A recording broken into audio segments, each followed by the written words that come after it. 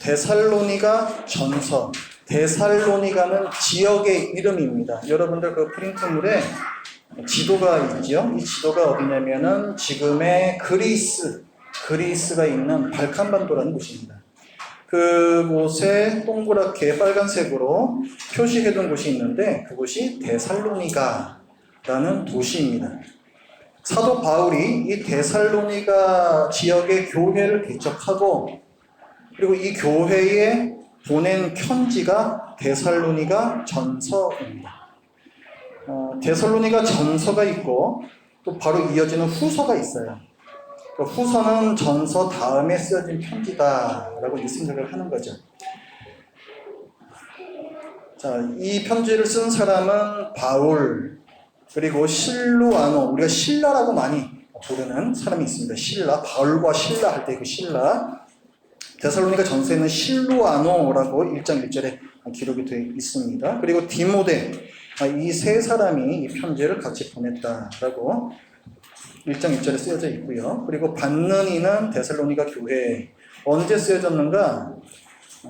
2차 전도 여행 중이라고 있습니다. 사도 바울 전도팀이, 선교팀이 전도 여행을 총 3번을 합니다. 근데 그 중에서 2번째 전도 여행을 하면서 이제 우리가 지금 동유럽이라고 부르는 이 그리스 쪽으로 처음으로 넘어가거든요. 처음에 넘어가서 빌립보라는 곳으로 들어갑니다. 여러분이 들어보셨음직한 루디아라는 자색 옷감 장사를 만나서 거기서 교회를 하나 개척을 해요. 이것이 빌립보 교회가 됩니다. 그리고 빌립보 지역에서 유대인들이 핍박을 하니까 그것을 피해서 또 다른 지역으로 갑니다. 그것이 바로 데살로니가라는 지역이었어요.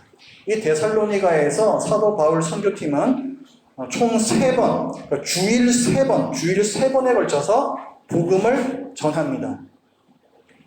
사도 바울 팀에게는 한 가지 원칙이 있었는데 먼저 첫째는 유대인에게요, 둘째는 헬라인에게로다. 복음을 전하는 순서도 그 원칙을 지켰습니다. 자기 동족이 유대인이기 때문에 자기 동족에 대한 사랑으로 그렇게 한 거죠. 그래서 바울 전도팀은 항상 전도 여행을 갔을 때 회당을 찾았어요.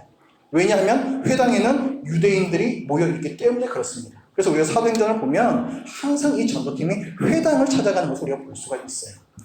그렇게 해서 총 3번의 주일, 그들에게 안식일이죠. 토요일에 복음을 전하는데 거기서도 유대인들이 크게 반발을 합니다. 그런데 유대인들 말고 헬라인들, 이 지역에 사는 그 이방인들 중에는 이 복음을 듣고 믿는 자들이 생겨났어요. 그래서 이들이 데살로니가에서 모여서 예배를 드리기 시작합니다. 이것이 바로 데살로니가 교회예요. 바울이 이 지역에서 더 오랫동안 말씀을 가르쳤으면 참 좋았겠는데 유대인들이 많은 핍박을 합니다.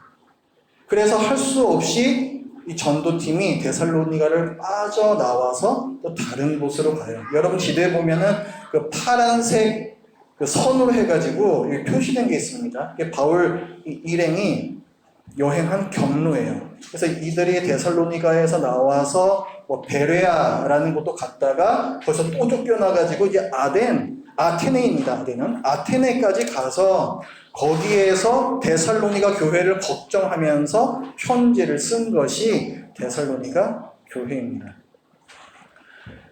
이 데살로니가 교회는 참 좋은 교회로 사도 바울이 지금 이 그리스 반도 여기 여러 개의 교회가 있는데 그 다른 교회들에 대해서 이 데살로니가 교회를 좀 본받아라 할 만큼 참 건강한 교회였습니다. 생긴 지 얼마 안 된 교회였음에도 불구하고 믿음과 소망과 사랑이라는 이 중요한 이 덕목들이 참 잘 드러났던 교회가 바로 데살로니가 교회입니다. 그런데 모든 교회가 그러하듯이 데살로니가 교회에도 문제가 있었어요. 이 지역이 또 대부분이 다 그러듯이 데살로니가 이 지역에서도 성적인 방탕함, 음란함 이런 것들이 유행이었습니다. 그래서 이 교회에도 그런 부분들이 들어왔어요. 그래서 거기에 대해서 성도라는 것은 거룩한 삶을 살아야 한다. 이것을 사도 바울이 얘기를 해요. 그리고 나서 또 한 가지 문제를 지적하는데 그것은 뭐냐면 재림 신앙에 있어서 이 데살로니가 교회들이 잘못된 신앙을 갖고 있었습니다. 그러니까 이 당시에는 주님께서 곧 오실 것이다. 금방 다시 오실 것이다. 이런 생각이 워낙 강하게 퍼져 있다 보니까 사람들이 일을 안 해요. 그렇지 않겠습니까? 곧 주님께서 오실 터인데 뭐하러 내가 땀 흘리면서 일을 하겠습니까? 그냥 내가 갖고 있는 거 그냥 다 탕진하면서 그렇게 허랑방탕하게 사는 거예요. 그러다 보니까 이 교회 안에 있는 교인들 중에는 스스로 일해서 돈을 벌어 사는 것이 아니라 다른 성도들에게 계속 기대어서 살아야 하는 그런 사람들이 생겨났습니다. 그러니까 일을 못해서 일을 안 하는 것이 아니라 일을 안 하기 때문에 지금 문제인 사람들이 있는 거예요. 그래서 거기에 대해서 그 근본적인 원인, 결국 잘못된 그 재림신앙, 이것을 바로잡아주는 얘기를 또 이 편지에서 합니다. 그래서 이 데살로니가 전서에 나오는 그 내용들은 크게 이렇게 두 가지로 보시면 돼요. 거룩한 생활을 해라. 그리고 제대로 된 재림신앙을 가져라. 이렇게 두 가지로 보시면 되겠습니다.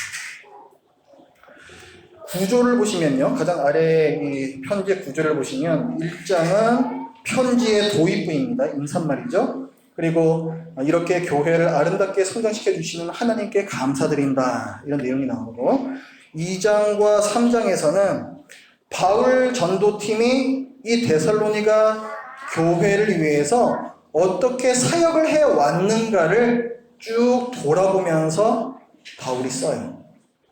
그 내용이 나오고 그다음에 4장부터 5장 24절까지는 주의 재림을 앞둔 신자들이 어떤 삶을 살아야 하느냐 여기에 대해서 권면을 합니다. 그리고 5장 25절에서 마지막까지는 이제 맺은 말이죠.